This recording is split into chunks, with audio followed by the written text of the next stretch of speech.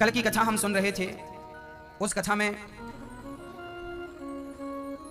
एक पावन सी चर्चा रह गई थी जिसे आज हम पूरा करेंगे। उद्धव चरित्र, उद्धव जी की पावन चर्चा कल हमने कहा था, आज हम आपको सुनाएंगे। जब भगवान श्री कृष्ण मथुरा छोड़कर, वृंदावन छोड़कर जब मथुरा आए तो जानते हैं क्या हुआ? भगवान कहकर आए थे कि मां बस 2 दिन में मैं वापस आ जाऊंगा। कितने दिन का कह के आए थे भगवान? 2 दिन का कह के आए थे। और आज कई महीने बीत गए, भगवान वृंदावन गए नहीं। यहां एक प्रश्न खड़ा होता है कि प्रभु जब आपको जाना ही नहीं था तो ये क्यों कह दिया कि मां मैं 2 दिन में आ जाऊंगा? भगवान वृंदावन इस शर्त पर छोड़े थे कि मां मैं 2 दिन बाद वापस आ जाऊंगा। इस शर्त पर भगवान ने वृंदावन छोड़ा था। आज 2 दिन नहीं, कई महीने बीत गए, भगवान नहीं गए। जब जाना नहीं था ना गोविंद, तो कहा क्यों कि मैं 2 दिन बाद वापस आ जाऊंगा? शायद इस प्रश्न का उत्तर कम लोग जानते हैं। कई लोग यहां पर कहते हैं कि भगवान झूठ बोलते हैं। हां भक्तों, किसी की जान बचाने के लिए यदि झूठ बोला जाए ना तो झूठ नहीं कहते। भगवान ने कहा कि मैं 2 दिन में आ जाऊंगा। यदि भगवान कह देते कि मैं कभी नहीं आऊंगा ना तो मां यशोदा मर जाती वियोग में, गोपियों के प्राण निकल जाते कृष्ण वियोग में। पर कह दिया कि मैं 2 दिन बाद वापस आऊंगा, तो 2 दिन के इंतजार में कम से कम गोपियां जिंदा तो थीं। आज भगवान श्री कृष्ण को अपनी गोपियों की और मां यशोदा की जब याद आई तो भगवान ने उद्धव से कहा, उद्धव जाओ, आज हमारा छोटा सा संदेशा हमारी गोपियों को कह सुनाओ। उद्धव जी बोले, प्रभु हम तो ज्ञानी हैं और गोपियां तो वृंदावन में अनपढ़ हैं, मूर्ख हैं, हमारा उनका तालमेल कैसे बैठेगा? अच्छा, उद्धव जी को ज्ञान का बड़ा अहंकार था। ज्ञानी होना अच्छी बात है भक्तों, पर ज्ञान का अहंकार रखना अच्छी बात नहीं है। ज्ञानी जन मानते हैं कि हम ज्ञानी हैं। अच्छा, भगवान से पूछा जाए कि प्रभु आपको क्या पसंद है, ज्ञानी पसंद है या प्रेमी पसंद है? एक होता है ज्ञान मार्ग ईश्वर तक पहुंचने के लिए, एक होता है भक्ति मार्ग। ये दोनों ही मार्ग ईश्वर तक हमें ले जाते हैं। पहला है ज्ञान मार्ग, दूसरा है भक्ति मार्ग। ये दोनों मार्ग हमें भगवान तक पहुंचाते हैं। पर एक मार्ग बहुत सरल है, दूसरा मार्ग थोड़ा कठिन है। सरल कौन सा है? सरल है भक्ति मार्ग, कठिन है ज्ञान मार्ग। कैसे? देखो ना, एक होता है बिल्ली का बच्चा, एक होता है बंदर का बच्चा। बिल्ली का बच्चा जो होता है और जो बंदर का बच्चा, दोनों में क्या भेद है वो समझाता हूं। जो बंदर का बच्चा होता है ना, वो हमेशा अपनी मां को पकड़ता है। बंदरिया कभी बच्चे को नहीं पकड़ती। इस पेड़ से उस पेड़ में छलांग मारेगी ना तो बंदरिया नहीं पकड़ेगी, बच्चा पकड़ेगा। यदि बच्चे की पकड़ कमजोर हो गई तो बच्चा गिर सकता है, गिरने की उम्मीद ज्यादा है। ज्ञानी भी ऐसा ही है, बंदर के बच्चे जैसा। जैसे बच्चे ने मां को पकड़ रखा है, ऐसे ही ज्ञानी ने भगवान को पकड़ रखा है। और कभी ज्ञान का अहंकार आया ना, बंदर ने मां को पकड़ा है, कभी पकड़ कमजोर हो गई तो गिर जाएगा। ज्ञान का कभी अहंकार आ गया तो नीचे गिर जाओगे, भगवान छूट जाएगा। पर भक्ति मार्ग कैसा है? बोले बिल्ली के बच्चे जैसा है। जैसे बिल्ली का बच्चा बिल्ली को नहीं पकड़ता, यहां बिल्ली बच्चे को पकड़ती है, अर्थात मां बच्चे को पकड़ती है। कहते हैं बिल्ली का बच्चा जब जन्म लेता है ना तो उसकी मां उसे 7 घर घुमाती है, तब उसकी आंख खुलती है। आप भी 7 दिन की कथा सुनेंगे ना तो आपकी भी आंखें खुल जाएंगी। हाँ, बिल्ली का बच्चा, बिल्ली अपने बच्चे की गर्दन पकड़ती है और 7 घर लेके जाती है, घुमाती है। वो ये वही बिल्ली है, चूहे को पकड़ती है, फाड़ डालती है और बच्चे को पकड़ के दौड़ रही है, खरोंच नहीं आने देती। अब बताओ, बंदर का बच्चा ज्यादा सुरक्षित है कि बिल्ली का बच्चा ज्यादा सुरक्षित है? वो बच्चा ज्यादा सुरक्षित है जिसने मां को पकड़ रखा है, या वो बच्चा ज्यादा सुरक्षित है जिसे मां ने पकड़ रखा है? बोलिए। जिस बच्चे ने मां को पकड़ रखा है वो बच्चा सुरक्षित नहीं है, वो मां को कभी भी छोड़ सकता है और गुम सकता है। पर जिसे मां ने पकड़ रखा है ना, वो छोड़ती नहीं है भक्तों। तो ज्ञानी भगवान को पकड़ता है और भक्त को भगवान पकड़ता है, इसलिए ज्ञानी से ज्यादा भक्त श्रेष्ठ है। ज्ञान मार्ग से काम नहीं बनेगा। इसका अर्थ ये बिल्कुल नहीं है कि आपको ज्ञानी नहीं बनना चाहिए। इसका अर्थ ये है कि ज्ञान तो रखो पर ज्ञान का अहंकार ना पालो, है ना? आज भगवान ने उद्धव से कहा घनश्याम ने उद्धव से, वृंदावन जरा जाना, वहां की गोपियों को ज्ञान का कुछ तत्व समझाना। विरह की वेदना में वे सदा बेचैन रहती हैं, तड़प कर आह भरती हैं और रो रो कर ये कहती हैं। गोपियां क्या कहती हैं? गोपियां कहती हैं है प्रेम जगत में सार और कुछ सार नहीं, मन कर ले प्रभु से प्यार और कुछ सार नहीं। उद्धव जी महाराज चल पड़े। भगवान बोले सुनो, भगवान ने अपना रथ और अपना पीतांबर उठा दिया, कहा कि ये तुम ऐसे अकेले जाओगे ना उद्धव, तो हमारी गोपियां पराई पुरुष से बात नहीं करती, यदि हमारा वस्त्र तुम्हारे कंधे पर रहेगा तो तुमसे बात वो करेंगी। चल पड़े उद्धव जी, चल पड़े। कहा उद्धव ने हंसकर मैं अभी जाता हूं वृंदावन, जरा देखूं कि कैसा है कठिन अनुराग का बंधन, है कैसी गोपियां जो ज्ञान बल को कम बताती हैं, निरर्थक लोक लीला का यही गुणगान गाती हैं। उद्धव जी चल पड़े और जैसे ही पहुंचे, चले मथुरा से जब कुछ दूर वृंदावन निकट आया, वहीं से प्रेम ने अपना अनोखा रंग दिखलाया।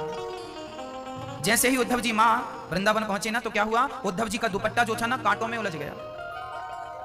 उद्धव जी दुपट्टा सुलझाने लगे तो उनका दुपट्टा फट गया, और जब दुपट्टा फटा तो उद्धव ने कांटों से कहा, वाह कांटे, हम वृंदावन आए और तुमने पहला ऐसा स्वागत किया, हमारा दुपट्टा ही फाड़ दिया। उलझ कर वस्त्र में कांटे लगे उद्धव को समझाने, उलझ कर वस्त्र में कांटे लगे उद्धव को समझाने, तुम्हारा ज्ञान पर्दा फाड़ देंगे प्रेम दीवाने। कांटों ने कहा, उद्धव जी ये तुम ज्ञानी बनकर आए हो ना, तो हम ज्ञान की पोथी को वैसे ही फाड़ देंगे जैसे तुम्हारे दुपट्टे को फाड़ दिया, क्योंकि ये वृंदावन है उद्धव, यहाँ ज्ञानियों का प्रवेश वर्जित है, ये तो प्रेमियों की नगरी है ना उद्धव। ज्ञानी बनकर आए हो तो वापस चले जाओ, यहाँ ज्ञानियों का कोई प्रवेश नहीं है, यहाँ प्रेम ही प्रवेश करेगा। जैसे ही उद्धव जी आगे गए तो वहां उन्हें प्रेम समझ में आ गया। कैसे? बिटप झुक कर ये कहते हैं, इधर आओ इधर आओ। बिटप वृक्ष, जैसे ही उद्धव जी गए ना तो वृक्षों ने मानो झुक कर कहा, उद्धव बिटप झुक कर ये कहते हैं, इधर आओ इधर आओ। पपीहा कह रहा पी कहां ये भी तो बतलाओ। मानो कृष्ण की याद में वहां वृंदावन के वृक्ष भी रो रहे हैं। पपीहा कह रहा है पी कहां मतलब मेरा प्रियतम मेरा कृष्ण कहां। नदी यमुना की धारा शब्द हरिहर का सुनाती है, भ्रमर गुंजार से भी मधुर यही आवाज आती है। भौरा भी गुन मानो कृष्ण को पुकार रहा है, आओ कृष्ण कहां हो। उद्धव जी महाराज जब देखते हैं कि बिल्कुल शांति, तभी उद्धव ने किसी से कहा, भाई ये यशोदा मां का घर कहां है। लोगों ने बताया यशोदा का घर, ये जल की जो धार बह रही है किनारे किनारे चले जाओ, यशोदा के घर पहुंच जाओगे। बोले घर से जल की धार क्यों बह रही है। बोले ये जल की धार नहीं, ये तो आंसुओं की धार है। इतना आंसू। हाँ, आज उद्धव जी किनारे किनारे गए और जब यशोदा के घर में पहुंचकर आवाज लगाई, भाई घर पे कोई है, भाई घर पे कोई है। और जैसे ही आवाज लगाई उद्धव ने कहा, मैया ओ मैया। जैसे ही मैया शब्द सुना, माँ यशोदा को लगा मेरा कृष्ण आ गया। दौड़ पड़ी माँ, कन्हैया कन्हैया दौड़ पड़ी। और उद्धव को जब देखा माँ यशोदा ने, तो उद्धव को कृष्ण समझकर हृदय से लगा लिया, मेरा लाल आ गया, मेरा कृष्ण आ गया। पूरे नगर में शोर मचाने लगी, देखो देखो देखो आज मेरा कृष्ण आया है। आज इतने दिनों बाद उसे मेरी याद आई, आया हृदय से लगाया, माथे को चूमा, बहुत लाड़ बहुत प्यार किया। उद्धव ने कहा, माँ मैं कृष्ण नहीं हूँ। अच्छा कौन हो तुम। मैं उद्धव हूँ माँ। अच्छा उद्धव हो तुम। हाँ बताओ मेरा कृष्ण कहाँ है। बाहर होगा ना, वो यमुना में होगा ना, वो मिल रहा होगा गोपियों से अपने मित्रों से ना। वो आए नहीं। और जब माँ यशोदा ने सुना कि वो आए नहीं, बस माँ तो बेहाल रोने लगी, पुकारने लगी रो रो करके, कन्हैया कन्हैया कन्हैया। भक्तों, माँ यशोदा की हालत अच्छी नहीं थी। जो प्रेमी होते हैं ना मैया जी, वो ऐसे ही होते हैं। प्रेम जिसे एक बार स्वीकार कर लेता है ना, फिर वो किसी और को उस रूप में स्वीकार नहीं करता, है ना। उद्धव जी बहुत समझाए माँ को। कृष्ण की बात करते करते, चिंतन करते करते उद्धव और माँ यशोदा, कृष्ण की चर्चा, माँ यशोदा कहने लगी कि नहीं उद्धव ये बताओ, कभी मेरे कृष्ण को मेरी याद आती है क्या। उद्धव बस एक बार मेरे कृष्ण से जाकर कह दो कि वो वापस आ जाए। मुझे पता चला है कि वो मेरा बेटा नहीं है, मुझे पता चल गया है कि वो देवकी का 8वां बेटा है, और मैंने देखो कितना उसे परेशान किया, बांध दिया था, मक्खन खाने को दिया नहीं, इसलिए वो मुझे छोड़कर चला गया। मेरा क्या अधिकार था उस पर, जो मैंने उसे बांधा, जो मैंने उसे डांटा, जो मैंने उसे मक्खन नहीं दिया। उद्धव बताओ क्या वो कृष्ण कभी मुझे याद करता है। उद्धव ने कहा, माँ वो हर पल आपको याद करते हैं। उद्धव मुझे बस एक ही बात की मुझे एक ही बात का दुख बार बार है। क्या? बोले मैंने, वो कृष्ण मेरा था ही नहीं और मैंने उसे बांध दिया, क्या अधिकार था मेरा? तब उद्धव ने एक चिट्ठी निकाली, माँ ये कृष्ण ने आपके नाम चिट्ठी लिखी। यशोदा बोली बेटा मुझे पढ़ना लिखना नहीं आता, तू ही सुना दे इस चिट्ठी में क्या लिखा है। तब उद्धव जी ने चिट्ठी खोली और यशोदा के लिए कृष्ण ने जो जो लिखा था उद्धव ने पढ़ सुनाया। कन्हैया ने लिखा था, माँ मेरी प्यारी माँ, जब से मैं वृंदावन छोड़ के गया हूं ना माँ, तब से मुझे आज तक किसी ने कन्हवा कह के नहीं बुलाया। तब से आज तक मुझे किसी ने प्यार से कन्हैया कहकर नहीं बुलाया माँ। तब से आज तक किसी ने अपने हाथों से तेरी तरह मक्खन नहीं खिलाया माँ। जब से वृंदावन छोड़ा हूं ना माँ, मुझे नींद नहीं आती, क्योंकि तेरी तरह कोई सुलाने वाला नहीं है ना माँ यहाँ। जब से मैं वृंदावन छोड़ा हूं ना माँ, तब से मुझे भूख नहीं लगती, क्योंकि तेरी तरह खिलाने वाला यहाँ कोई नहीं है। जब से वृंदावन छोड़ा हूं माँ, बस पल पल तेरी याद आती है। तो यशोदा ने कहा कि कन्हैया तुझे यदि इतनी ही याद आती है मेरी, तो चला क्यों नहीं आता वृंदावन? क्यों नहीं आता? तो नीचे लिखा था, माँ मैं मजबूर हूं, क्या करूं माँ? मैं जब भगवान बनता हूं ना, तो मुझे लगता है कि ये प्रेम, ये मोह माया गलत है, पर जब मैं भगवान से एक इंसान बनता हूं ना, तो मुझे लगता है कि ये मोह माया क्या है, इसकी भी कितनी जरूरत है, किस प्रकार जरूरत है माँ। मुझे मजबूरी थी कि जाना पड़ा। यदि मैं आपसे मिलने आऊंगा ना, तो मेरा दुश्मन जरासंध बैठा है, उसे खबर लग जाएगी कि कृष्ण की कमजोरी वृंदावन है, उसकी कमजोरी माँ यशोदा है, उसकी कमजोरी गोपियां हैं, और यदि मैं आ गया तो वो फिर मुझ पर अटैक नहीं माँ आप पर अटैक करेगा। यशोदा बोली, कन्हैया मुझे मर जाने देना, दुनिया मार डालती है मार डाले, मुझे जीने का शौक नहीं, बस इन आंखों से एक बार तुझे देखना है कृष्ण, एक बार तू माँ से मिलने के लिए आ जा, एक बार अपनी माँ को देखने के लिए आ जा। बस ये कहकर माँ रो पड़ी। नीचे लिखा था, माँ तेरा कन्हैया तेरा कनवा। माँ रो पड़ी, उसे चिट्ठी को हृदय से लगाकर रोती है, कन्हैया कन्हैया। रोते रोते रात गुजर गई। उद्धव ने बहुत धैर्य दिया, समझाया।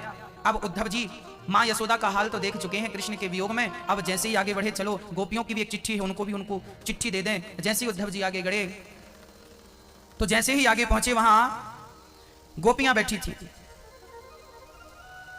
उद्धव ने गोपियों से कहा कि कहा उद्धव ने बढ़कर की मैं मथुरा से ही आया हूं, सुनाता हूं संदेशा श्याम का जो साथ लाया हूं, कि जब यह आत्मसत्ता ही अलख निर्गुण कहाती है, तो फिर क्यों मोह वश होकर वृथा यह गान गाती है। कहा श्री राधिका ने तुम संदेशा खूब लाए हो, मगर यह याद रखो कि प्रेम की नगरी में आए हो। संभालो योग की पूंजी न हाथों से निकल जाए, कहीं विरहाग्नि में यह ज्ञान की पोथी न जल जाए। अगर निर्गुण है हम तो कौन कहता है खबर किसकी, अलख हम तुम तो किस किस को लखती है नजर किसकी। उद्धव जी कहते हैं, गोपियों देखो मैं मथुरा से आया हूं, कृष्ण का संदेशा लाया हूं। अभी गोपियां उद्धव की तरफ देखती, तब तक कृष्ण का कोई संदेशा लेकर आया है। ये सुनकर सारी गोपियां बात करने लगी, देखो तो कन्हैया कितना निर्दयी निष्ठुर है, इतने दिन बाद उसे हमारी याद आई, उसमें भी उन्होंने संदेशा पहुंचाया, खुद नहीं आए।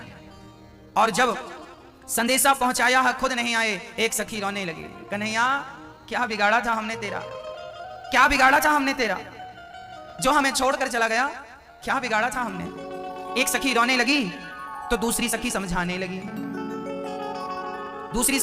लगी, ए रोना मत, वो कह के गया है ना आएगा जरूर, कहा है ना 2 दिन के बाद आऊंगा, आएगा, तू आशा तो रख, तू रोना मत, आएगा। एक रो रही थी, दूसरी समझा रही थी, पर वो समझाने वाली सखी भी भला कब तक समझाए, वो समझाती फूट फूट कर रोने लग जाती। कन्हैया कितना समझाऊं, कैसे समझाऊं। अब जो समझा रही थी वो रोने लगी, तो जिसे समझा रही थी वो उसे समझाने लगी, देख अभी तो तू समझा रही थी ना, तू रोना मत, हाँ वो आएगा जरूर। एक सखी कहती है, ऐ मेरे श्याम लौट के आजा, बिन तेरे जिंदगी अधूरी है। ऐ मेरे श्याम लौट के आजा, बिन तेरे जिंदगी अधूरी है। तो दूसरी सखी कहती है, आशा रख पगली आएंगे। एक सखी जब रोती है ना कृष्ण कृष्ण कहकर, तो दूसरी समझाती है, आशा रख पगली आएंगे, आशा रख पगली आएंगे। सारी गोपियां कृष्ण की चर्चा करती करती रोने लगी और देखते देखते वहां की जितनी धूल थी ऐसा लगा कि बारिश हुई और सारी धूल गीली हो गई। उद्धव जी ने जब ये नजारा देखा कि जब मैं आया था तब तो यहां धूल थी, अब तो यहां कीचड़ कीचड़ हो गया। इतने आंसू, इतने आंसू। उद्धव जी ने चिट्ठी निकाली, गोपियों को दी। गोपियों ने चिट्ठी छीनी और उसको माथे से लगाकर चूम करके दूसरी ने तीसरी ने टुकड़े टुकड़े कर दिए। उद्धव ने कहा कम से कम गोपियों चिट्ठी पढ़ तो लिया होता, लिखा क्या है? गोपियों ने कहा उद्धव हमने कृष्ण को पढ़ रखा है, उसकी चिट्ठी पढ़ने की हमें जरूरत नहीं है। जिसने कृष्ण को पढ़ रखा हो उसे चिट्ठी पढ़ने की क्या जरूरत? उद्धव जी को जब राधा रानी ने दर्शन दिया तो उद्धव ज्ञानी से प्रेमी बन गए। उस ब्रज रज में लौटने लगे, स्नान करने लगे ब्रज रज में। राधा रानी के चरणों में अपना मस्तक रखकर और बस कृष्ण राधा राधा कहकर रोने लगे। उद्धव जी एक दिन के लिए आए थे वैसे तो, पर 6 महीने तक राधा रानी के चरणों की धूल में स्नान करते रहे। 6 महीने बाद वापस गए। कन्हैया ने कहा उद्धव कह के गए थे कि हम एक दिन में आ जाएंगे, शाम को आ जाएंगे, सुबह जा रहे हैं, 6 महीने लगा दिए तुमने। कन्हैया का हाथ पकड़ा। उद्धव ने कहा चलो वृंदावन, मथुरा में क्या कर रहे हो, यहाँ आपकी जरूरत ही नहीं है, आपकी प्रेमी गोपियां तो वृंदावन रहती हैं। तब भगवान ने कहा उद्धव जो मुझसे प्रेम करता है ना वो मुझसे एक पल के लिए भी दूर नहीं है। तब अपने हृदय में भगवान ने आज पूरे वृंदावन का दर्शन करा दिया। उद्धव जी दंग रह गए, प्रभु आप, मैं यही देख के आया हूँ वृंदावन।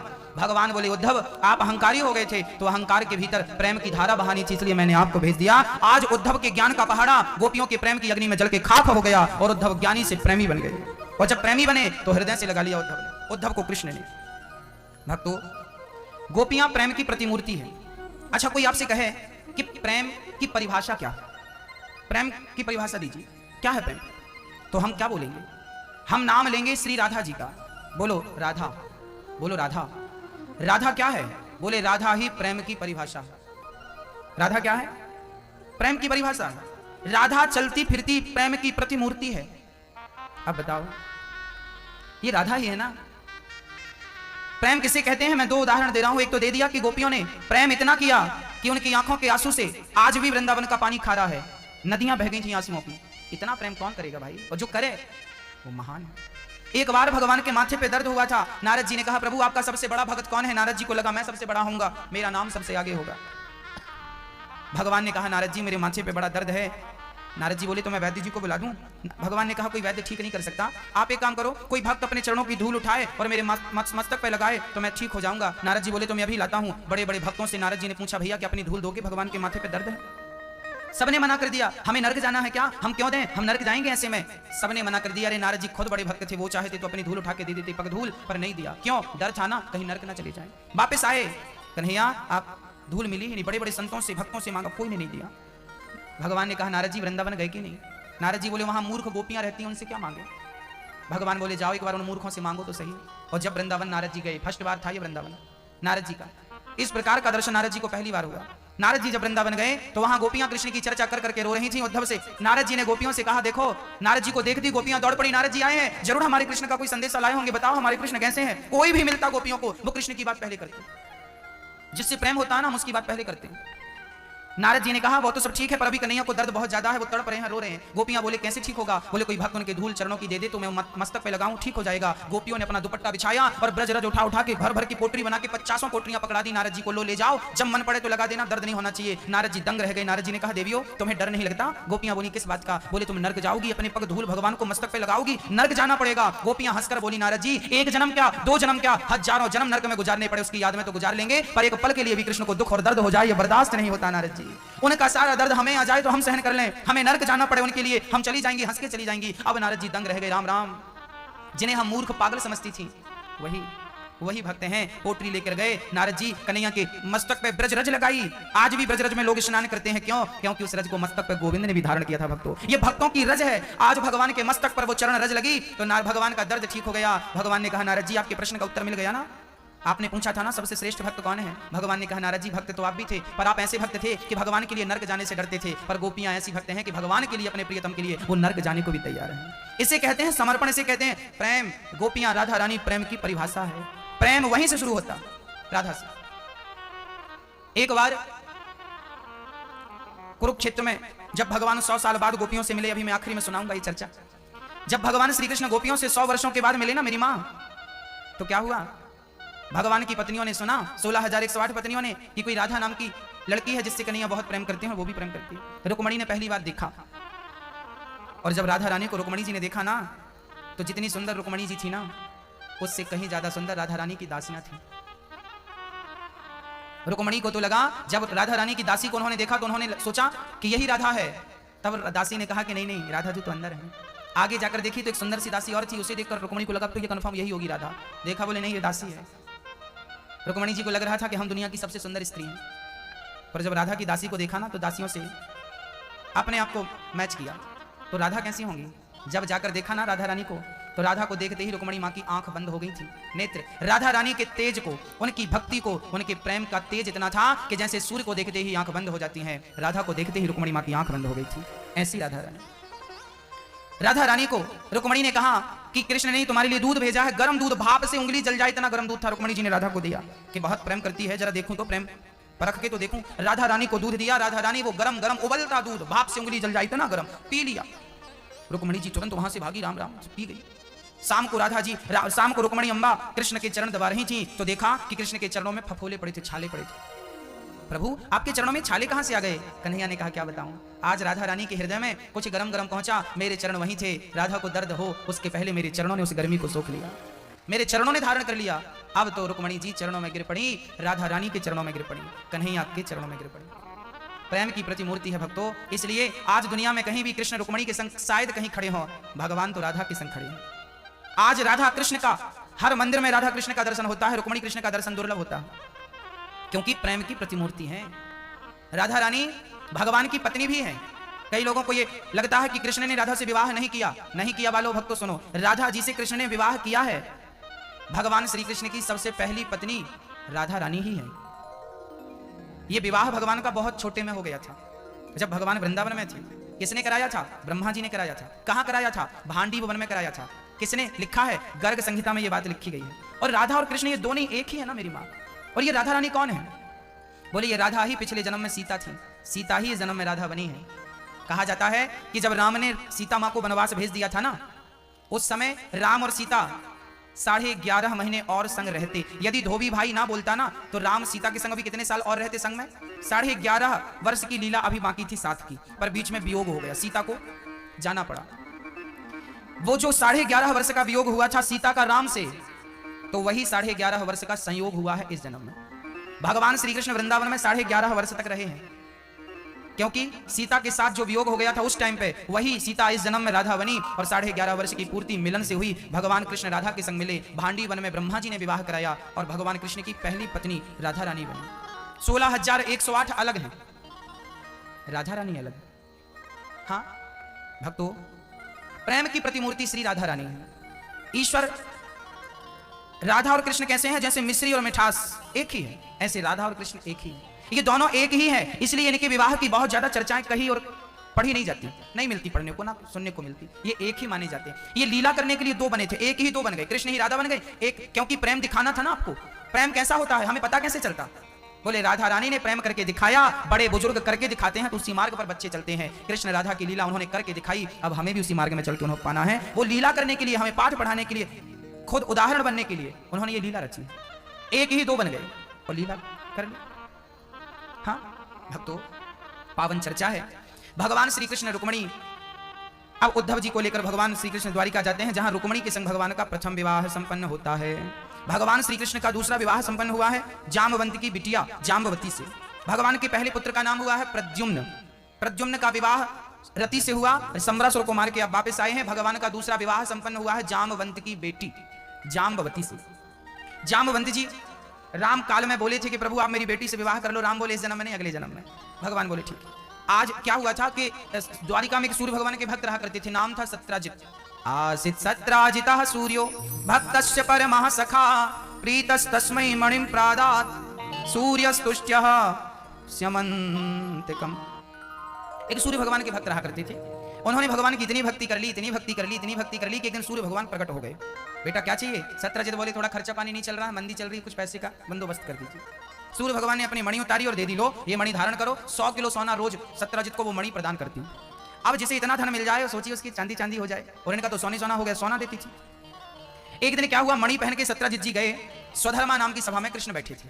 सत्राजित जी आए तो भगवान ने कहा, सत्राजित जी इतनी कीमती मणि आपके पास है, यदि आप इसे राजकोष में जमा कर देंगे तो इससे प्रजा का उत्थान होगा, प्रजा का कल्याण होगा। पर सत्राजित जी ने नहीं दी, चुपचाप उठ के चले गए।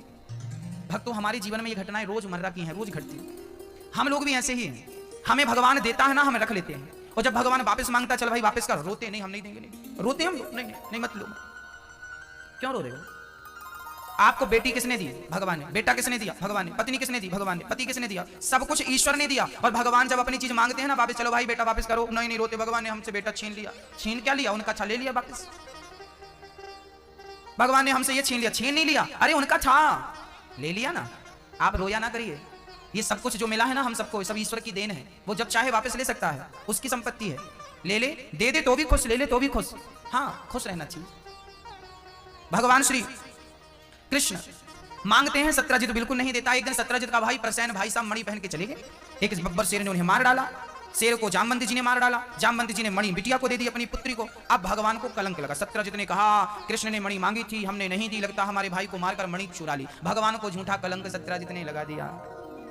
जो स्त्री गणेश चतुर्थी की चंद्रमा को देखती है ना मेरी माँ, और जो पुरुष गणेश चतुर्थी की चंद्रमा को देखता है, उसे झूठा मूठा कलंक निश्चित लगता। कलंक है ये। और कभी आपके जीवन में कलंक लग जाए झूठा, यदि आप गलत नहीं और कोई आपको गलत कह दे तो परेशान मत होना, सांच को आंच नहीं आएगी, देर सवेर आपकी सच्चाई दुनिया जान जाएगी। सांच को आंच नहीं है, विधाता गलत नहीं होने देता, सबका जजमेंट ईश्वर रखता है अपने पास। कभी कभी गणेश चतुर्थी की चंद्रमा हम देखते हैं, ऐसा इसलिए होता है, जो भगवान के दूसरे और तीसरे विवाह की चर्चा सुनता है, उसे गणेश चतुर्थी की चंद्रमा देखने के पाप से मुक्ति मिल जाता है, मोक्ष हो जाता है उस पाप से। भगवान की भागवत जी सुनने से, भागवत कथा सुनने से सारे पाप समाप्त हो जाते हैं। जो हम नित्य कभी कभी करते हैं, छोटे मोटे पाप तो रोज होते हैं, वो सारे पाप कथा सुनने से समाप्त हो जाते हैं, इसलिए कथा रोज सुननी चाहिए।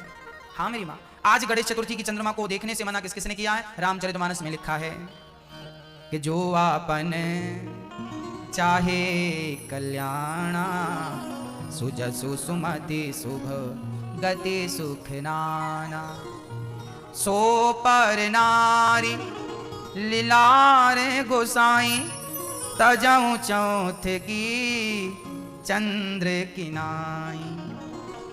जो स्त्री अपना कल्याण चाहती है, बहुत ध्यान से सुनेंगे, जो स्त्री अपना कल्याण चाहती है वो पराई पुरुष को बिल्कुल ना देखे, और जो पुरुष अपना कल्याण चाहता है पराई नारी को बिल्कुल ना देखे। अब महाराज जी देखना, आप कह रहे हैं देखो ही मत, तो फिर बाजार जाएं तो क्या पट्टी बांध के जाएं? भाई जाएं तो देखना सुनना तो हो ही जाता, आप कह रहे देखो ही मत, तो देखना कैसे है वो भी आपको बताया जा रहा है। कैसे देखो? बोले संसार को देखना बिल्कुल बुरा नहीं है मेरी माँ। कैसे देखो? बोले स्त्रियों को कैसे देखो? आपसे उम्र में कोई बड़ी स्त्री है, उसे वैसे ही देखो जैसे अपनी माँ को देखते हो। बराबर की कोई महिला है, उसे वैसे ही देखो जैसे अपनी बहन को देखते हो। उम्र में छोटी लड़की है, उसे वैसे ही देखो जैसे अपनी बेटी को देखते हो। इस नजरिए से यदि आप स्त्रियों को देखें, और पुरुषों को कैसे देखें? उम्र में बड़ा है तो आपका पिता, बराबर का है तो आपका भाई, आपसे उम्र में कोई छोटा पुरुष है आपका बेटा। इस नजरिए से यदि स्त्री को देखा जाए, इस नजरिए से यदि पुरुष को देखा जाए, तो बताओ कहां स्त्री गलत है और कहां पुरुष गलत है? गलत कोई होता नहीं है मेरी माँ। लोग कहते हैं जमाना खराब है, जमाना खराब। भाई जमाना खराब नहीं है, मैं आपको बता दूं, जमाने से हम हैं या हमसे जमाना है? जमाने से हम नहीं है, हमसे जमाना है। यदि हम अच्छे होंगे ना तो जमाना भी अच्छा होगा, क्योंकि हमसे ही जमाना। हम बुरे हैं इसलिए जमाना बुरा, हमारी सोच बुरी है इसलिए जमाना बुरा। आज लोगों की ऐसी सोच हो गई है कि यदि भाई बहन भी सड़क में बात करते हो, नजर मिल जाए ना हमें, तो हमें लगता है चक्कर चल रहा है लोगों, क्योंकि नजर वही हो गई है। गलत देखने की आदत हो गई है, तो अब सही को भी हम गलत ही देखते हैं। आप देख लो ना, सड़क में कोई भाई बहन बात कर रहे हो प्यार से, देखने वाले को यही लगेगा कि गलत है ये लोग, क्योंकि अब नजरिया वही हो गया। इसलिए मैं कहता हूं मेरी माँ, ना स्त्री गलत होती है ना पुरुष गलत होता है। स्त्री और पुरुष का नजरिया यदि सही है तो सब सही है, और नजरिया गलत है तो सही भी फिर गलत है। ये जो नजरिया गलत है तो फिर क्या कहोगे? यदि सृष्टि को बदलना है तो पहले दृष्टि को बदलना सीखिए। जिस दिन आपका नजरिया बदल जाएगा ना मेरी माँ, संसार को देखने का, उस दिन ये संसार अपने आप बदल जाएगा। सृष्टि को बदलने में देर नहीं लगता, केवल दृष्टि बदलना है। ये सृष्टि दृष्टि से ही संभव है। हाँ, जैसा आप, मैं कई बार आपको सुना चुका हूं कि कुम्हार चिलम बना रहा था, तभी एक संत जी ने कहा चिलम क्या बनाता है? घड़ा बना। उसने चिलम की जगह घड़ा बनाया, घड़ा बाजार में बेचा, किसी ने खरीदा, पानी भरा और घर के बाहर प्याऊ रख दिया। एक आदमी ने पानी पिया और कहा वाह कितना शीतल जल है, आनंद आ गया।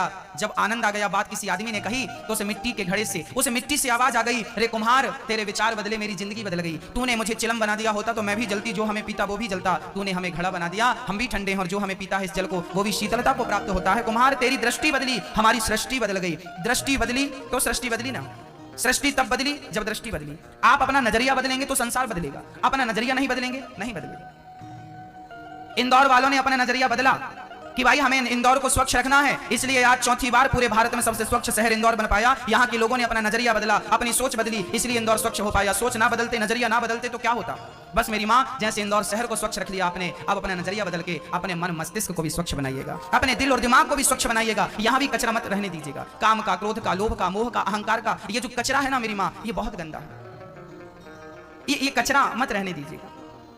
हाँ, कचरा मत रहने। स्त्री और पुरुष, कई बार हम कथाओं में कहा करते हैं ये बात अक्सर, आज हमारे देश में कितना कुछ बदल गया। मैया जी मैं आपको बता दूं, हमारा भारत जो है, हमारे भारत की संस्कृति जो है, अब वो खतरे में है। कैसे खतरे में? आजकल ना बच्चों की शिक्षा सही नहीं है। पहले आपने देखा होगा बच्चों को जब 5 साल का बच्चा हो जाता था तब बच्चे को स्कूल भेजा जाता था। आजकल आपने देखा होगा 3 साल के बच्चे को स्कूल भेज दिया जाता है। हाँ या ना? हाँ या ना? तो क्या ये सही है या गलत? अच्छा, आपको क्या लगता है पहले से पढ़ेगा? मेरी मां, पढ़ने के लिए मस्तिष्क का विकास तो होने दीजिए। आज बच्चों को चश्मा क्यों लगता है? क्यों लगता है? क्योंकि आज, पहले के जमाने में 5 साल के बच्चे को पढ़ाया जाता था, 5 साल के बच्चे से शिक्षा शुरू होती थी। आज पहले से शुरू हो जाती है 3 साल के बच्चे से। भाई अभी 3 साल का बच्चा ना, उसके मस्तिष्क का पूर्ण रूप से विकास नहीं हुआ। 5 साल का हो जाने दीजिए, 5 साल का हो जाएगा तो उसकी क्षमता बढ़ जाएगी, समझने की, सोचने की, देखने की। अभी छोटा है वो, उसको खेलने दीजिए, उसको खेलने में, ऊधम करने में उसके विकास हो रहा है, होने दीजिए। आज इतना बोझ आ जाता है बच्चों के मस्तिष्क पे कि जरूरत से ज्यादा बोझ दे देंगे तो क्या होगा? चश्मा लग गया, बच्चे बीमार पड़ रहे हैं, जरूरत से ज्यादा उन्हें पढ़ाया जाता है। मैं ये नहीं कहता पढ़ाना गलत है, सही है, पर हमारे बड़े बुजुर्ग गलत नहीं थे जब 5 साल के बच्चे को स्कूल भेजते थे। वो सही था, वो समय सही था। आज ना स्कूलों को तो पैसा चाहिए, पहली से शिक्षा शुरू होती थी, आज नर्सरी से कर दिया। भाई 3 साल से आप बच्चे को दोगे तो 3 साल मतलब 3 साल मतलब 2 साल मतलब 12 दूनी 24, 24 महीने की फीस एक्स्ट्रा मिल रही है ना स्कूल को। 24 महीने की फीस मिल रही है ना एक्स्ट्रा, तुम्हारा उनका क्या बिगड़ रहा है? बिगड़ तो आपके बच्चे का रहा है। 3 साल के बच्चे को आप स्कूल भेजते हैं तो क्या हो रहा है? उसके मस्तिष्क का विकास नहीं होता। अच्छा आप बताइए, बच्चे की डिलीवरी कब होनी चाहिए? मम्मी के पेट से बच्चा कब, बच्चा सुरक्षित बाहर आएगा? बताइए कितने महीने चाहिए होते हैं? 9 महीने चाहिए होते हैं। तो आप 5वें महीने में पकड़ के निकाल लो, आपको तो जल्दी है, और निकालती डाल दो स्कूल में। अरे भाई, प्रकृति, पेड़ आज लगाओगे तो उसे छायादार बनने में टाइम लगेगा। प्रकृति समय मांगती है, हाँ या ना? समय मांगती है ना। समय के पहले कोई मैच्योर तो नहीं होता ना, समय तो लगता है ना समझदार होने के लिए। बस मेरी माँ, जैसे माँ के गर्भ को, स्वस्थ बच्चे को जन्म लेने के लिए 9 महीने का समय चाहिए होता है। जो बच्चा 7 महीने में पैदा हो जाता है ना, वो बच्चे बड़े खतरे में रहते हैं। 8 महीने का बच्चा पैदा हुआ भी खतरे में ही रहता है। 9 महीने का बच्चा स्वस्थ माना जाता है। 9 महीने की डिलीवरी सबसे उत्तम मानी जाती है। माँ, जैसे बच्चे को विकसित होने में पेट में 9 महीने लगता है ना, ऐसे शिक्षा के लायक बनने में बच्चे को 5 साल लगता है। 5 साल लगता, पहले ठूंस देते हो, उसका विकास नहीं हो पाता, डैमेज होना शुरू हो जाता है। आप मेरी क्षमता 20 किलो उठाने की 50 किलो रख दोगे तो डैमेज होगा कि नहीं? आजकल बच्चों की आंख डैमेज होने लगती है, बच्चे चिड़चिड़े हो जाते हैं, जरूरत से ज्यादा बोझ आता है। मेरी माँ, शिक्षा के विरोध नहीं हूं मैं, शिक्षावान तो बनाइए, पर साथ में ख्याल रखा जाए कि बच्चों को 5 साल, जो हमारी पुरानी परंपरा थी वो सही थी। अरे स्वामी विवेकानंद जी जितने विद्वान हुए, आज हो रहा है कोई इतना विद्वान? उस जमाने में जब 5वीं में, जब 5 साल का बच्चा स्कूल में पढ़ता था ना, तब आर्यभट्ट ने पैदा होकर पढ़ करके जगत को शून्य का आविष्कार करके दिया कि नहीं? 5 साल के बाद पढ़ाई की होगी ना, 3 साल से तो नहीं की होगी। हाँ चलिए, वो आप समझदार हैं, मैंने तो केवल आगाह कर दिया आपको कि संभालिएगा अपने बच्चों को, उन्हें थोड़ा पकने दीजिए, बच्चे हैं, छोटे हैं, उन्हें थोड़ा समझदार होने दीजिए। और किस प्रकार से शिक्षा दी जाए उसका एक तरीका बनाइए। बच्चों को थोड़ा से घर पे गीता का श्लोक सुनाया करिए, उनको याद कराया करिए, खेल खेल में बच्चों को, जैसे माँ ने पेट पे लिटा लिया, गोद पे बिठा लिया और याद कराती जा रही है, बेटा बोलो सच्चिदानंद रूपाय विश्वोत्पत्त्यादि हेतवे तापत्रय विनाशाय श्री कृष्णाय वयं नुमा। गीता पढ़ो, फिर बच्चों को पढ़ाओ, रामायण पढ़ो, फिर मंगल भवन अमंगलहारी, ये सारी चौपाइयां बच्चों को याद कराओ, पढ़ाइए, संस्कार यहीं से बनेंगे। हाँ, कहीं जल्दी के चक्कर में बिगड़ ना जाए कुछ। भक्तों, शिक्षा जरूरी है। आजकल बच्चे पढ़ लिख के क्या बन रहे हैं? आज हमें बड़ी चिंता होती है। मम्मी पापा बेटों को अच्छा पढ़ाना चाहते हैं, बच्चों को अच्छी शिक्षा देना चाहते हैं, पर क्या होता है? आज वही बच्चे बिगड़ रहे हैं। अच्छा एक बात बताओ मैया जी, पहले के जमाने में कोई माँ बाप अपने बच्चों को दूर रख के पढ़ाते थे क्या? हॉस्टल में नहीं भेजते थे ना, पहले घर पे ही रह के बच्चे पढ़ते थे ना। आजकल मम्मी पापा हॉस्टल भेज देते हैं। मम्मी पापा को क्या लगता है हमारा बेटा हॉस्टल गया पढ़ने के लिए। हॉस्टल में सोचिए, भाई बिनु होई ना प्रीत, बच्चे यदि माँ बाप की निगरानी में है ना तो उन्हें डर बना रहेगा, गलत नहीं करूंगा, नहीं मम्मी है पापा है, और जहां मम्मी पापा नहीं उसको किस बात का डर, भाई बिनु होई ना प्रीत। हाँ आप लोग अच्छे से जानते हैं ना, इंदौर में बाहर के बहुत सारे बच्चा बच्ची पढ़ने आते हैं। कल हमारे भाई, उस दिन हम गाड़ी में जा रहे थे तो हमारी गीता मैया के बेटे से हम बात कर रहे थे, उन्होंने हमसे बताया कि गुरुजी आजकल लड़कों से ज्यादा लड़कियां शराब पी रही हैं। देखो मैं तो रहता नहीं हूं बच्चों के बीच में, पर हम बच्चों से मिलते रहते हैं। हमारे गीता मैया के बेटे ने बताया कि गुरुजी हम तो अभी 19-20 साल के हैं ना, हम जानते हैं हमारे सर्कल को, आज लड़कों से ज्यादा लड़कियां शराब पी रही हैं, लड़कों से ज्यादा लड़कियां सिगरेट पी रही हैं, और लड़कों से ज्यादा लड़कियां अपने देह को बेच रही हैं, अपने शरीर को बेच रही हैं। और इसका जहां जहां बड़े बड़े, सारे नहीं, सारे तो बहुत अच्छे हैं, कुछ जगह माँ बाप बच्चों को भेजते हैं, देखते नहीं है, निगरानी रखते नहीं है, वही बच्चे माँ बाप की अनुपस्थिति में हॉस्टल में कहीं यहाँ वहां बिगड़ जाते हैं, उनके संबंध बन जाते हैं।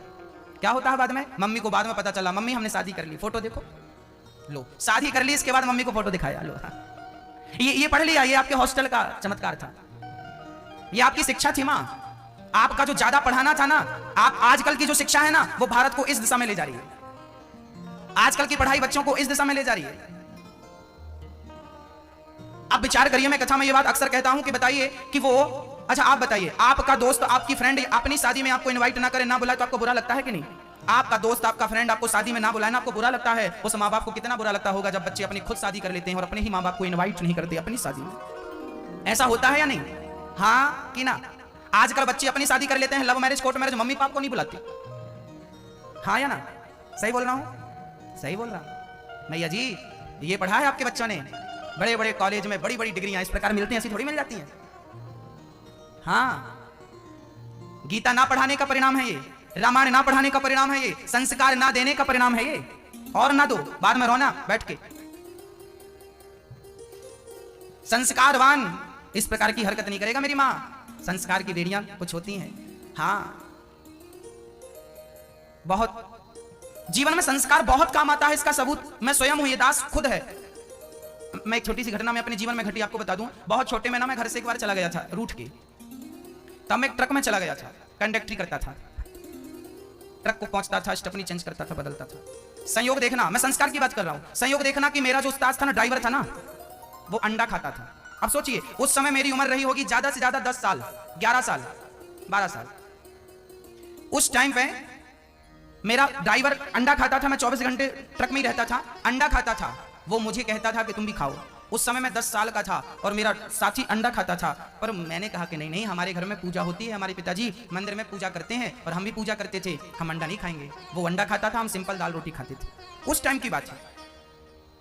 इसका अर्थ क्या है? मुझे तब से पता है कि यदि अच्छे संस्कार पहले से डाल दिए जाएं, अच्छे संस्कार घर में दे दिए गए थे, उसके बाद हम कहीं भी जाएं वो संस्कार तो पीछा नहीं छोड़ेंगे ना। बस मेरी माँ, सोना जो है ना, इसे तुम पानी में डाल दो, 1 साल 2 साल तक पड़े रहने देना, ना तो इसकी चमक कम होगी ना तो कीमत कम होगी। और लोहे को पानी में डाल के देखना, 10 महीने के बाद कुछ नहीं मिलेगा। जो कुसंग है ना मेरी माँ, यदि आपके अंदर संस्कार के बीज हैं तो आप सोना है, और यदि संस्कार नहीं है तो आप लोहा है। जैसे लोहे को जंग खा जाती है, ऐसे यदि आदमी को संस्कार ना दिया जाए ना तो उसे कुसंग खा जाता है, कुसंग समाप्त कर देता है। और यदि सत्संग का बीज दे दिया गया, भोग दिया गया, तो आप कुसंग के बीच में रहेंगे तो कुसंग आपका बाल भी बांका नहीं करेगा। मैं रहा हूं कुसंगी हूं, मैं गांजा पीने वालों के संग रहा हूं, मैं शराब पीने वालों के संग रहा हूं, मैं अंडा मुर्गी मांस खाने वालों के संग रहा सबके संग हूं, पर विधाता ने सबसे बचाया। मुझे लगता है कि मेरे बचपन में जो मेरे माँ बाप ने मुझे संस्कार दे दिए थे, मंदिर में पूजा होती थी, माँ बाप पूजा करते थे, वातावरण पूजा का था, उसके बाद मैं चला भी गया कुसंग में, पर कुसंग का असर नहीं हुआ। हाँ, यदि आपने सत्संग के बेड़ियां पांव में डाल ली है ना, तो वो बेड़ियां आपको कुसंग से बचाएंगी, रक्षा आपकी करेंगी, विधाता आपकी रक्षा करेगा। कहीं भी चले जाओ वो निकाल के वापस ले आएगा। इसलिए संस्कार बच्चों को बचपन में, आप कहते हैं ना वातावरण खराब है, अच्छा हम कुछ भाइयों से बोलते हैं भाई साहब तुम दारू ना पिया करो, शराब ना पिया करो, लोग कहते हैं गुरुजी हम पीते तो नहीं है पर दोस्ती यारी में चल जाती है। ऐसे लोग, खबरदार ऐसे लोगों से तुमने दोस्ती की जो शराब पीते हैं। अरे भाई वो लोग शराबी हैं, वो तुम्हें शराब पिला देते हैं, तुम उनके जैसे क्यों बन रहे हो? अरे अपने जैसे उनको क्यों नहीं बना लेते हो? दोस्ती यारी उनकी मत मानो ना, तुम अपना बोलो कि मेरी दोस्ती करना है तो शराब छोड़नी पड़ेगी। ये छोड़ी कि अब मैं तुमसे दोस्ती कर रहा हूं तो मैं भी पीऊंगा। मैंने अपने दोस्तों से कह दिया मैं शराब नहीं पीऊंगा, शराब छोड़ दोगे तो दोस्त बना लूंगा, फ्रेंड बना लूंगा। बहुत सारे हमारे भाइयों ने छोड़ दिया। यदि हमें अपनाना है तो शराब छोड़ना पड़ेगी, जुआ छोड़ना पड़ेगा। बस भक्तों, आप एक गलत आदमी 4 को गलत बना देता है तो क्या एक भला आदमी 4 को भला नहीं बना सकता? एक बिगड़ा 4 को बिगाड़ सकता है तो क्या एक संस्कारी 4 को संस्कारी नहीं बना सकता? बना सकता है मेरी माँ, बस बनाने का जुनून होना चाहिए। जीवन में संस्कार बहुत बड़ी चीज है, मैं इसका अनुभव कर चुका हूं। आप भी अपने बच्चों को संस्कार दीजिए, नहीं देंगे तो बाद में रोने बैठ जाना। हाँ, शादियां कर लेते हैं बेटा बेटी, छोड़ के चले जाते हैं। ये हमारी बहनें छोटी छोटी, आजकल आपने देखा होगा छोटी छोटी बच्चियों को, छोटे छोटे भाइयों को, इनको ना गोल गोल रोटी बनानी नहीं आती अभी, पर प्यार करना बहुत अच्छे से आता है। ये प्यार बहुत अच्छा जानते हैं। ये छोटा भाई है हमारा, इन लोगों को ना भी मोबाइल में बैलेंस डलाने के पैसे कमाते नहीं है, 2 पैसे कमाते नहीं है, इनको अपना मोबाइल रिचार्ज करने का पैसा नहीं मिलता, बाप से मांगते हैं तब मोबाइल रिचार्ज होता है इन लोगों का। और ये लोग प्यार बहुत अच्छा करते हैं। ये मोबाइल रिचार्ज कराने की ताकत नहीं रखते, 2 पैसा भी नहीं कमा रहे हैं, बाप की कमाई पे उड़ रहे हैं। बाप कमा के दे तो अच्छे कॉलेज पे पढ़ लिया, अच्छी गाड़ी पे घूम लिया और अच्छा मोबाइल रख लिया, अच्छा कपड़ा पहन लिया, और जब बड़े हो गए तब बोले हमें तो अपनी जिंदगी का निर्णय लेने का खुद अधिकार है, माँ बाप की क्या जरूरत है। तो फिर माँ बाप के पैसों से पढ़ाई क्यों की भाई, क्यों पढ़ाई कर ली। आजकल बच्चे क्या बोलते हैं कि हमारी जिंदगी जीने का हमें अधिकार है, हम अपना डिसीजन खुद ले सकते हैं। हाँ या ना, आजकल के बच्चे बोलते हैं, मम्मी पापा को बोलते हैं कि हमारे लिए लड़की तुम नहीं ढूंढोगी, हमारे लिए लड़का तुम नहीं ढूंढोगी, हम खुद ढूंढेंगे, हम सेल्फ हैं, पढ़े लिखे। अरे पागल, पढ़े लिखे तुम्हें पढ़ाया किसने, बाप ने मजदूरी करके मेहनत करके पढ़ाया, उसकी चप्पल घिस गई तब तुम पढ़ पाए, और आज पढ़ाई का तुम रुतबा दिखा रहे हो। मूर्ख हैं ये लोग, एहसान फरामोश लोग हैं ये, नमक हराम इनको बोलते हैं, जिनके खाए उन्हीं पत्तल में छेद करने वाले लोग इनको बोलते हैं। जिस पत्तल पे खाई उसी पे छेद कर दिया। अरे बाप के तुम नहीं हो सके किसके बनोगे जीवन में, माँ के सगे नहीं हो सके किसके बनोगे। माँ बाप को तुमने धोखा दे दिया, जिनकी पूंजी से तुमने पढ़ाई लिखाई की, नाम शोहरत सब पाया। हाँ, उस बाप को तुमने धोखा दे दिया, उस माँ को तुमने धोखा दे दिया, तुम किसके सगे हो भाई। और मेरी बहनों खबरदार, ऐसे लड़कों से विवाह ना करना जो अपने माँ बाप के सगे नहीं है, वो आपके कभी सगे नहीं हो सकते। लड़का वैसा ढूंढना जो अपनी माँ का सम्मान करता हो, अपना बाप का सम्मान करता हो। जो अपने माँ बाप का सम्मान करेगा ना, वो आपका भी सम्मान निश्चित करेगा। जो अपनी माँ बाप का सम्मान नहीं करेगा तुम्हें कब तक। हाँ, आजकल लड़कियां भाग जाती हैं, इन्हें बहुत समझाते हैं, बेटा भागो मत, भाग के शादी ना करना, गलत है ये। नहीं नहीं, हम तो करेंगे करेंगे करेंगे, कर लिया। यहां जितनी मेरी बहनें बैठी हैं, सावधान होकर सुनना। मैं इसका, आप तो एक बार जिंदगी में ये गलत हरकत करोगी ना, मैं ऐसे गलत बहनों को बहुत जानता हूं, मैं मिलता रहता हूं मेरी बहनों से, वो रोती रहती है मेरे पास आकर के, मुझे अनुभव हो गया है इस जीवन में। आप जब भाग के शादी करती हो ना मेरी बहनों, अपने मनपसंद शादी करती हो ना, तो माँ बाप को बताए बिना कई बार आप शादी कर लेती हो, लड़के के संग भाग जाती हो। बाद में क्या होता है, पहले तो अच्छा लगता है, बाद में क्या होता है, जैसे लड़के के संग तुम गई हो ना, तुम भाग के शादी कर ली हो ना, तो तुम पति पत्नी भले ठीक रह लोगी जीवन में, पर तुम्हें जब जमाना देखेगा ना तो अच्छी नजर से नहीं देखेगा। तुम्हारी शादी जहां हुई है, तुम्हारी सास तुम्हारे ससुर तुम्हें ठीक नहीं समझेंगे। तुम्हारे ससुराल पक्ष का जितना भी सर्कल है वो गलत समझेगा कि लो फलाने की बहू तो भाग के आई है, फलाने ने तो भाग के ले आया, अब ये कैसी लड़की होगी। अब बताओ जो भाग के आई वो कैसी होगी। आदमी यही बोलता है ना, आपके परिवार में कोई भाग के शादी कर ले, किसी की बहू भाग के आ जाए, तो आप लोग क्या बोलेंगे, लो फलाने की बहू भाग के आई, शादी कर ली। बातें होती हैं, समाज में तुम्हें सम्मान नहीं मिलेगा, सम्मान मिलेगा नहीं। बाद में लड़कियां रोती हैं, हमने क्यों, जिनने भाग के शादी किया है की है। आप जाइए 1000 लोगों से, 1000 लड़कियों से पूछिए जो तुमने भाग के शादी की है, इसमें तुमने सही किया या गलत किया। 1000 लोगों से पूछोगे ना तो 995 लड़कियां कहेंगी हमारा निर्णय गलत था। 1000 लड़कियों में 995 लड़कियां बोलेंगी कि हमारा डिसीजन पहले लगता है सही है सही है सही है, भागने के बाद पता चलता है, शादी करने के बाद पता चलता है निर्णय गलत था। और अब पछताए होते क्या जब चिड़िया चुग गई। अब क्या होगा। मेरी बहनों यहां जितनी बैठी हो, तुम्हारा भाई बोल रहा है ये समझना, निर्णय गलत नहीं। ये हमारे भारत में ना 135 करोड़ लोग रहते हैं। कितने लोग रहते हैं, हमारे भारत की जनसंख्या 135 करोड़ लोग रहते हैं। 135 करोड़ लोगों में यदि आपके बारे में सबसे अच्छा कोई सोच सकता है तो केवल आपकी मां और आपके पिता, इन दोनों के सिवाय 135 करोड़ लोगों में आपके लिए सबसे अच्छा कोई नहीं सोच सकता। बताइए क्या सोच सकता है। आपकी मां आपके लिए जितना अच्छा सोच सकती है, आपका पिता आपके लिए जितना अच्छा सोच सकता है, क्या दुनिया में और कोई आपके लिए इतना अच्छा सोच सकता है। हाँ या ना में जवाब दीजिए, हाँ या ना, है ना, सही है। तो फिर क्यों क्यों माँ बाप की छाती में तुम खंजर खोपती हो, क्यों घायल करती हो अपनी माँ को और अपने पिता को। माँ रोती है रोती है रोती है, मेरी बेटी भाग गई, मेरी बेटी भाग गई। बेटी के लिए पैसा इकट्ठा किया था, शादी, ये साड़ी वो साड़ी, ये गहना वो गहना, सब धरा रह गया, बेटियां भाग गई। किसी के दिल में इतना बड़ा आघात तो ना करो। अरे जमाना करे तो समझ में आए, खुद की औलाद करती है, हाँ, खुद की संतान। हाँ, माता पिता किस्मत से मिलते हैं मेरी बहनों।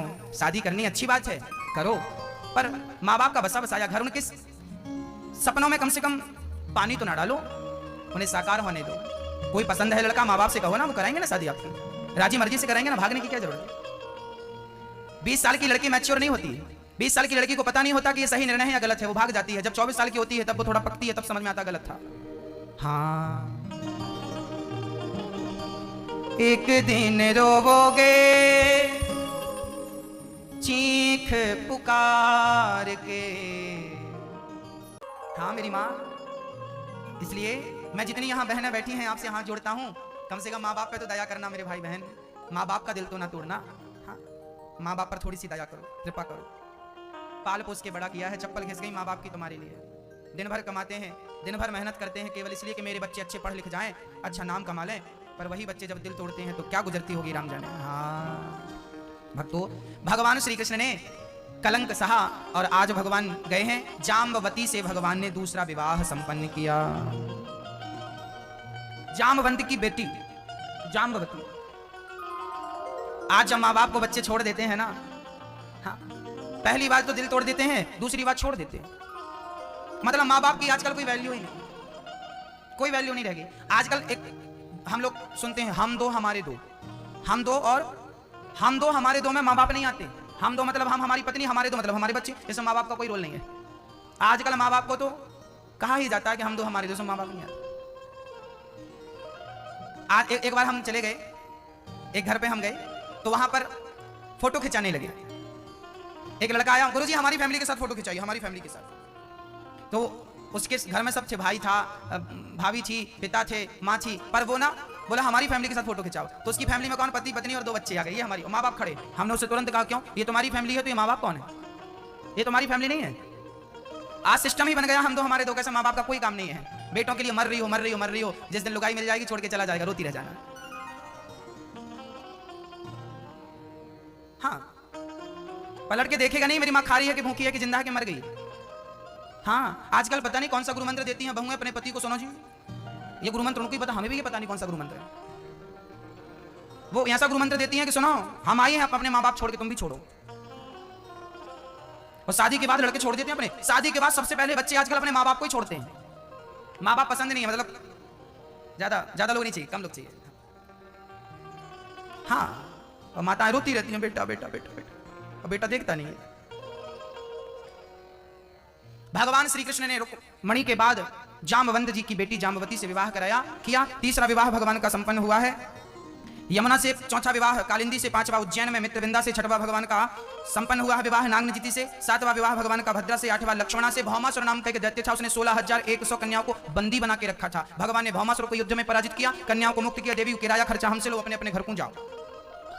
उन कन्याओं ने कहा द्वारिकाधीश अब हमें कोई नहीं अपनाएगा, आप हमें अपना लीजिए, आप हमें स्वीकार कर लीजिए, आप अपना लीजिए बस। भगवान ने कहा हमारे विवाह हो चुके हैं, 8 विवाह हो गए हैं। कन्याओं ने कहा हमसे कर लीजिए नहीं तो हम मर जाएंगी। जब उन कन्याओं को लगा कि हमसे अब कन्या विवाह नहीं करेंगे तो वो मरने लगी, तब भगवान ने समझाया नाना मरने का निर्णय मत लो, अब हम विवाह करते हैं। और भगवान ने उनके आग्रह पर विवाह किया। टोटल विवाह हो गए 16,108।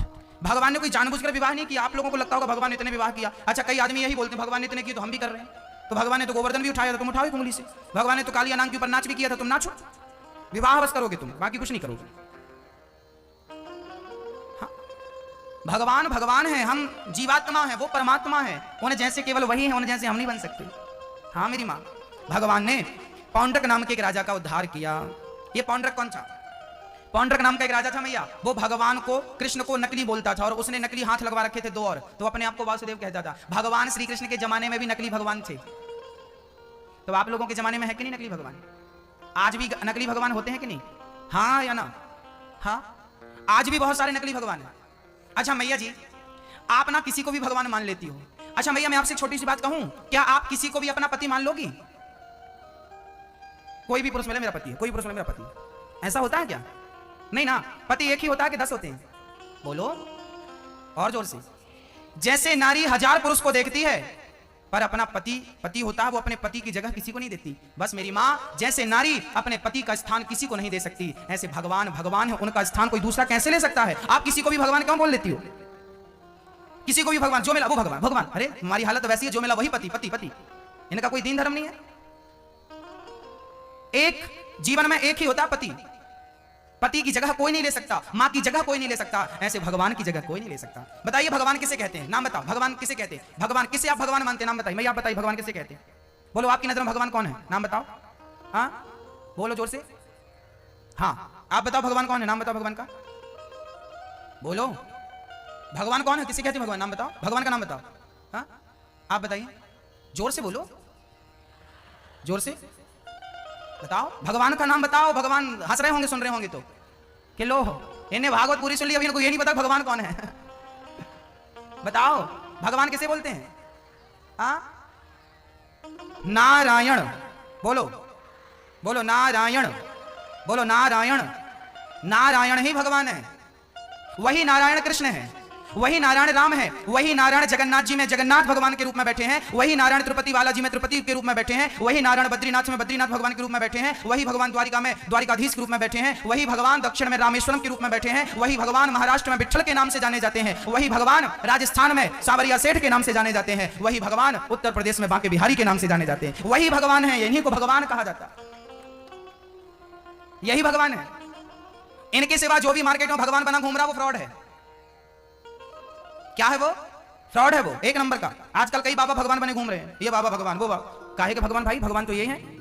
हाँ थोड़ा समझो मेरी माँ, मरने के बाद ना राम नाम सत्य ही बोला जाएगा, कोई बाबा जी का नाम नहीं बोला जाता।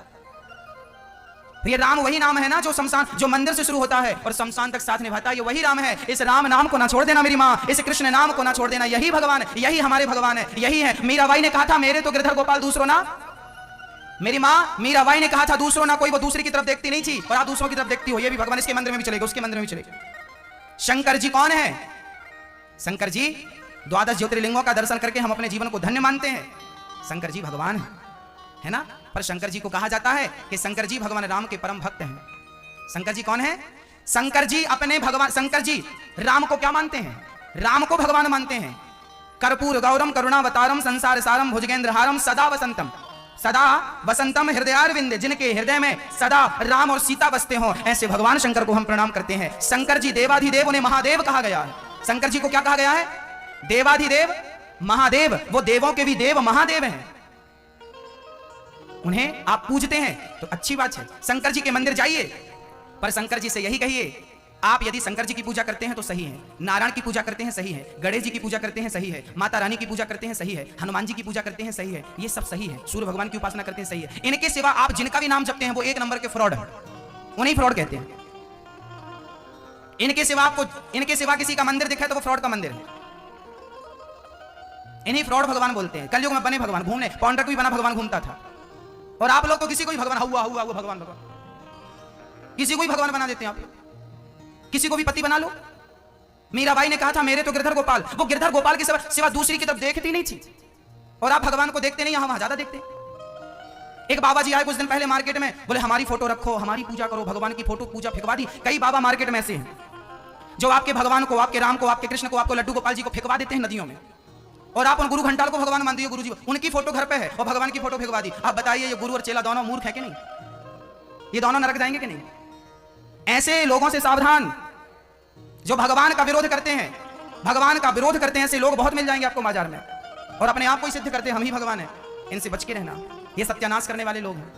आजकल एक भारत में एक संप्रदाय और चल रही है परंपरा, वो लोग ना स्त्री पुरुष को भाई बहन बना देते हैं।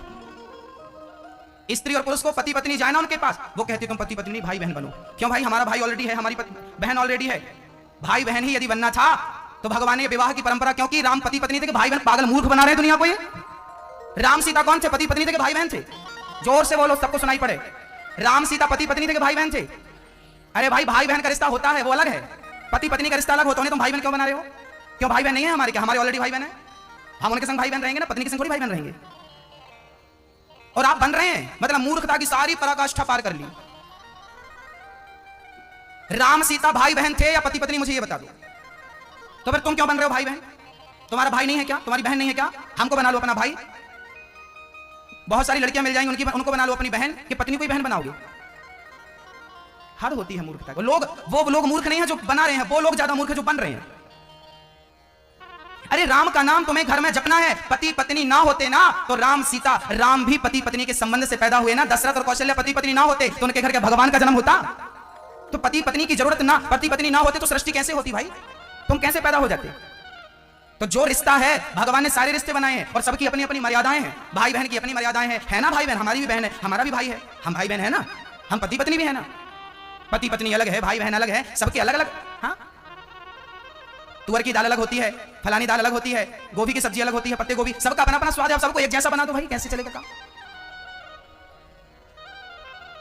कई बहनें मेरे पास, कई माता रोती आती है, गुरुजी हमारे बच्चे बहू बहू बहू बेटा वो भाई बहन बन गए।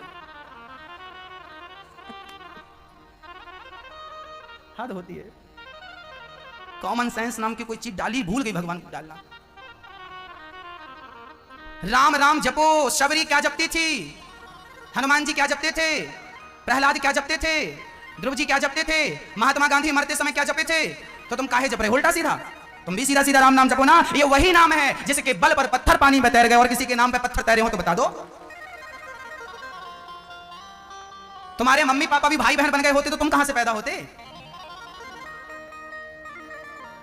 काहे बनो भैया भाई बहन, पति पत्नी बनो ना, प्यार से जीवन जियो ना, गृहस्थ जीवन में रहो ना। और गृहस्थ जीवन सबसे श्रेष्ठ जीवन है। राम भी गृहस्थ थे, राम के गुरु श्री वशिष्ठ जी भी गृहस्थ थे, अरुंधति के संग्रह करते थे। हमारे भारत में गृहस्थों को बड़ा माना गया है। अरे गृहस्थ ना होते, इन गृहस्थों के घर ही तो भगवान ने जन्म लिया है। गृहस्थ ना होते तो भगवान कहां से होते बताओ? बामन भगवान को आना था तो गृहस्थों के बीच में आना था, राम को आना था तो गृहस्थों के बीच में आना था, कृष्ण को आना था तो गृहस्थों का सहारा लिया कि नहीं? और भगवान रुक्मणी के संग भाई बहन बन गए? बोलो। भगवान के भी एक बेटी और 10-10 बेटा हुआ है हर रानी से। गृहस्थ जीवन में रहो भैया। हाँ, भाई बहन बनना है तो शादी मत करते ना, पहले ये ज्ञान ले लेते। हाँ, इसलिए ऐसी जगह से कभी ना जुड़ो जहां आपके धर्म को ही समाप्त कर दिया जाए, आपकी बुद्धि को ऐसा बरगलाया जाता है ना, लोगों को ऐसा बरगलाया जाता है कि आप भोले भाले लोग फंस जाते हैं उनके चक्कर में। ऐसी दलीलें दी जाती हैं कि आप उलझ जाते हैं। गलत जगह मत जुड़ना मेरी मां। घर पर बैठना, अपने बच्चों के बीच में रहना, बच्चों का ख्याल रखना, कर्म करते रहना। अकर्मण्य होकर बैठोगे तुम्हें पाप लगेगा। भगवान गीता में साफ साफ कहते हैं, कर्मण्येवाधिकारस्ते, कर्म मत छोड़ना। कर्म करते हुए भगवान को याद करोगे, वो सबसे उत्तम भक्ति होगी। बच्चों के बीच में रहो, बच्चों को अच्छी शिक्षा दो, पति पत्नी के बीच में रहो, अच्छे से जीवन यापन करो, और अच्छे से रहकर दोनों पति पत्नी भगवान की शरण में बने रहो।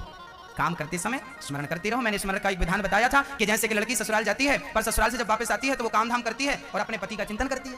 काम करते समय की लड़की यदि अपने पति का चिंतन कर सकती है तो क्या काम धाम करते हुए भक्त अपने भगवान का चिंतन नहीं कर सकता? काम बराबर करिए, पर राम राम जपती रहो, नारायण नारायण जपती रहो, विठ्ठल विठ्ठल जपती रहो। हाँ मेरी माँ, समझ में आ गया? हाँ हाँ हाँ।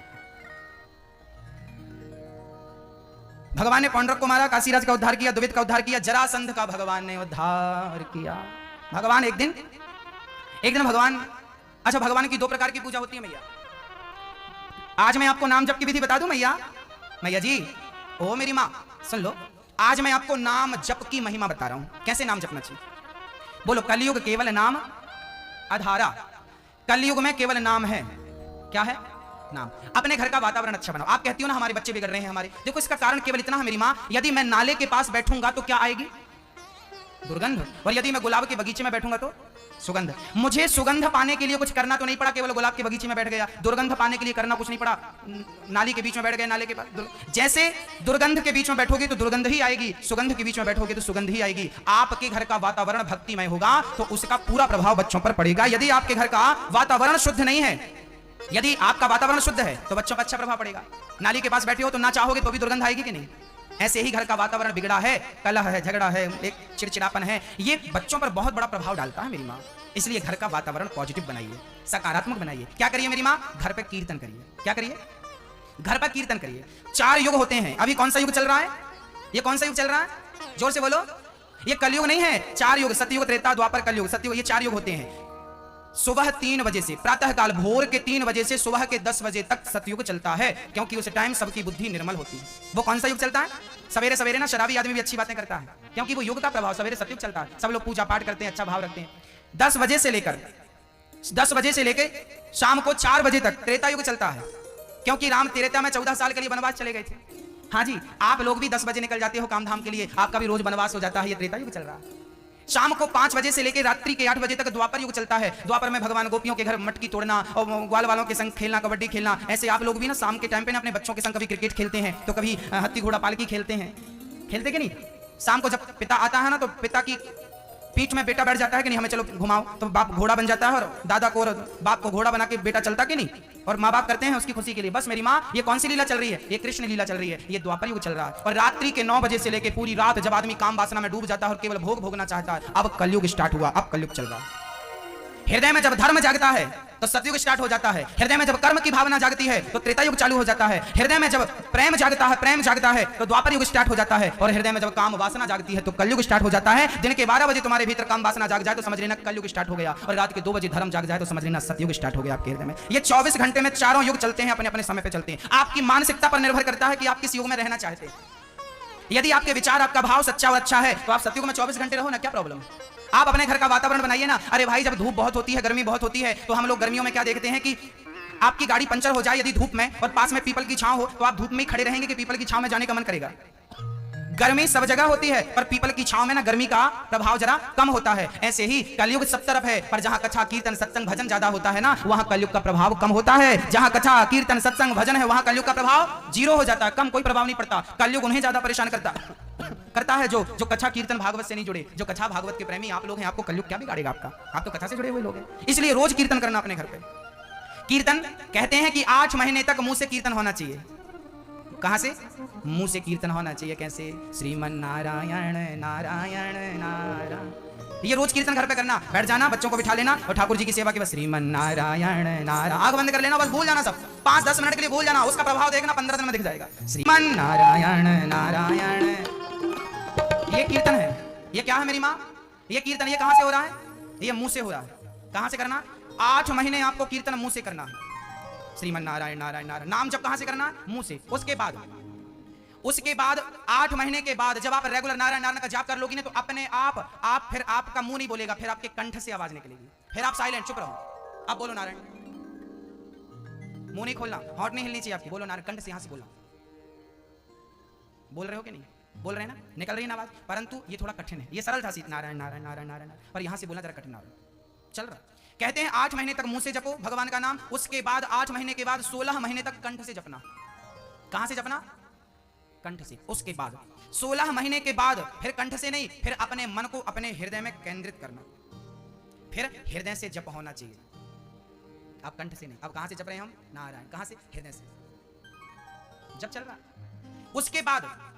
उसके बाद आप अपने मन को अपनी नाभि मंडल में केंद्रित कर देना। कहां? नाभि, अपनी नाभि मंडल में मन को केंद्रित कर देना। और उसके बाद जिस दिन तुम एक नारायण का नाम नाभि मंडल से निकाल लोगी ना मां, उस दिन क्या होगा? उस दिन आप मत जपना, आपके रोम रोम से नारायण नारायण की ध्वनि निकलने लग जाएगी। ऐसा संतों ने किया, ये योग है। महाराष्ट्र में जनाबाई नाम की एक महिला थी, उसके कंडों से बिट्ठल बिट्ठल की आवाज आती थी। कंडे, ओपले, गाय का गोबर वो थापती थी ना, ओपले बनाती थी कंडे, तो उसके कंडे कोई कान में लगाता था ना तो उसके कंडों से आवाज आती थी बिट्ठल बिट्ठल बिट्ठल बिट्ठल। ये कपोल कल्पना नहीं है मेरी माँ, ये सच्ची कलयुग की घटी घटनाएं हैं कि उस नाम का इतना प्रभाव है। यदि नाभि मंडल तक आपका मन चला गया केंद्रित होकर तो आपके रोम रोम से नाम निकलेगा और जिसे आप टच कर देंगे ना, छू देंगे, वो राममय हो जाएगा। ये भक्ति की परम बात, वो स्थिति आप प्राप्त कर सकते। मैंने तो उपाय बता दिया, इस प्रकार करना है। हम अभी प्रयासरत हैं। हाँ, कोशिश है कि आखिरी श्वास तक ये सब पूरा हो जाए। ये कोर्स है हमारा, मरने के पहले सब कोर्स पूरा करना है। बिना कोर्स पूरा करे मर जाएंगे तो आने का क्या मतलब? हाँ मैया, आप भी कोर्स पूरा। अब बूढ़ी बूढ़ी माता है, तुम बहू की पंचायत ना करो, कोर्स पूरा करो अपना नाम जप का। हाँ, धीरे धीरे नाम जपो। पहले मुंह से जपना है, फिर कंठ से जपना है, फिर मन को हृदय में स्थापित करना है। आखिरी स्थिति है नाभि में आपका मन चला जाए और फिर वहां से रोम रोम से फिर देखना आपको आनंद आएगा, फिर भक्ति में स्वाद मिलेगा। हाँ, आदमी अभी कई लोग कहते हैं गुरुजी हमारा मन भटकता है, मन भटकता। हम पूजा में बैठते हैं मन भटकता। आपका जो मन भटकता है ना मेरी माँ, वो आपकी सफलता है। वो क्या है आपकी? वो क्या है? जोर से बोलो। वो आपके भजन की सफलता है। आप कहेंगे गुरुजी मन तो भटक रहा। हाँ, अच्छा एक बात बताओ, आपके कमरे में बहुत दिनों से धूल जमी है, आपने घर में कदम नहीं रखा, 10 महीने से घर बंद है। आज जब घर में आप घुसे और झाड़ू उठाई तो धूल में जैसी झाड़ू गई तो धूल उड़ेगी कि नहीं? और उड़ उड़ के आपके मुंह पे, आपकी आंख पे, आपके कान पे आएगी कि नहीं? वो धूल आपको परेशान करेगी ना। वो कहेगी कि हम तो यहाँ थी, तुम काहे आ गए, तुम जाओ, हमें यहीं रहने दो। आप उसे निकाल के भगा रहे हैं ना, तो वो आपका आंख मुंह कान सब बंद कर रही है। ऐसे ये जन्म जन्म के पाप हमारे भीतर बसे हैं। जब हम भजन करते हैं ना तो वो निकल कर भागते हैं, मन भटकता है, भागने लगता है कि ये पाप भाग रहे हैं, मन भागने लगता है। भागने दीजिए, 1 महीने तक मन को भागने दीजिए, पूजा में बैठे रहिए। 2 महीने तक मन को भटकने दीजिए, तुम राम राम जपो, मन भटके सो भटके। धीरे धीरे धीरे धीरे आपका मन केंद्रित हो जाएगा और मन पूजा में लगने लगेगा। शुरुआती दौर पर ऐसा होता है, गलत नहीं है, सही है। ये तुम्हारी सफलता है, ये पहली सीढ़ी है। पहली सीढ़ी ऐसी ही होती। मन बहुत भटकता है, फिर भी बैठो, राम राम जपो। धीरे धीरे कंट्रोल होगा। जन्म जन्म से भटका है ये मन, जन्म जन्म के कुसंस्कार अंदर समाये हैं। अब वो पाप भागेंगे, निकलेंगे तो मन तो भटकेगा। अब थोड़ा समझो मेरी माँ। हाँ, भटकने तो मन को, राम राम जपते रहो, कीर्तन करते रहो। और शारीरिक पूजा और मानसिक पूजा कैसे करनी है, आज मैं आपको दोनों प्रकार की पूजा करके बताता हूं। एक शारीरिक पूजा पहले बताऊं कि मानसिक पूजा पहले बताऊं? पहले कौन सी बताऊं? पहले कौन सी? पहले शारीरिक बता देता हूं। शारीरिक पूजा कैसी है? सबसे पहले क्या करना, आपके घर लड्डू गोपाल जी हैं कि नहीं? किसके घर हैं, किसके घर नहीं है लड्डू गोपाल? जिसके घर है हाथ उठाओ। हाँ, हाथ नीचे करो। अब लड्डू गोपाल जी किसके घर नहीं है, हाथ उठाओ। अच्छा, आपके घर नहीं है भैया? ले लो मेरी माँ, लड्डू गोपाल जी। भगवान तो होने चाहिए घर पे। चलो, सबसे पहले क्या करो, अपने ठाकुर जी का श्रृंगार करो। आपके घर ठाकुर जी ना गोबर गणेश मत बनाना, भगवान को सुंदर बनाओ। भगवान को थोड़ा टाइम दिया करो, हफ्ता 15 दिन में बढ़िया ठाकुर जी का श्रृंगार। देखो हमने श्रृंगार कर रखा है ठाकुर जी का। हाँ, हमारे ठाकुर जी बढ़िया, जब तक श्रृंगार नहीं कर लेते, ठाकुर जी की पूजा नहीं कर लेते, तब तक मन नहीं लगता। रोज श्रृंगार, रोज पूजा करते हैं ठाकुर जी की। इनको अच्छा बना के रखोगे ना तो ये आपको अच्छा बना के रखेंगे। और भगवान की पूजा, कई लोग कहते हैं हम तो दिखावा नहीं करते। हम कई लोग क्या बोलते हैं, हम तो मंदिर नहीं जाते, हम तो दिखावा नहीं करते, दिखावा नहीं करते। पागल, दिखावा नहीं करते। अरे हम भगवान का श्रृंगार कर रहे हैं, दिखावा थोड़ी है। ये तो प्रेम है, प्रेम है तो कर रहे हैं, नहीं है तो नहीं करो। ये तो प्रेम की बात है। उद्धव, बंदगी तेरे बस की नहीं है। हाँ, ये प्रेम है मेरी माँ। हम बिहारी जी के मंदिर जाते हैं, हम बिहारी जी का दर्शन करने जाते हैं, हम जगन्नाथ जी का दर्शन करने जाते हैं। हाँ मेरी माँ, क्यों जाते हैं? क्या हम दिखावा? आप जाती हो तो क्या? ना मेरी माँ, हमें तो जगन्नाथ जी की जब बहुत याद आती है तो मन रहा नहीं जाता, आप जगन्नाथ जी से मिलने चले जाते हैं। हमें जब बिहारी जी से मन रहा नहीं जाता, उनकी बहुत याद आती है तो मिलने चले जाते हैं। अरे भाई, मंदिर हम क्यों जाते हैं? अरे जब भगवान से बहुत प्रेम हो ना तो क्या होता है, अपने प्रेमी से मिलने जाता है कि नहीं आदमी? तो हम तो अपने प्रेमी से मिलने जा रहे हैं कि नहीं? हम से हम प्रेम करते हैं ना तो हम मिलने जा रहे हैं। अब तुम्हें यदि दिखावा लग रहा है तो करो, कोई बात। कई बार ना आप लोग ना दिखावा, कई बाबा जी लोग ना जटाएं बालों में, जटाएं बालों को जटाएं बनाए रहते हैं, बड़ा बड़ा सिर पे लपेटे रहते हैं। आपको लगता है ये बाबा जी ढोंगी है। किसी को ढोंगी मत बोला करो, हमें अच्छा नहीं लगता। क्यों नहीं लगता? क्योंकि मेरी माँ, यदि वो ढोंगी है तो तुम सही भक्त बन के दिखा दो ना। आप जिस आदमी को ढोंगी मानती हो या मानते हो, यदि आप उसे ढोंगी मानते हो तो ठीक है, मैं भी मान रहा हूं, पर आप सच्चा भगत बन के दिखा दो ना। आप ही बन जाओ ना हमारे लिए उदाहरण के, देखो ये सच्चा भगत। आपको सच्चा बनना भी नहीं, अच्छा बनना भी नहीं, और दूसरों की आलोचनाएं करनी, बुराई करनी। क्यों? जो जैसा रहने दो ना भाई, आप क्यों माथापच्ची कर रहे हैं? हाँ,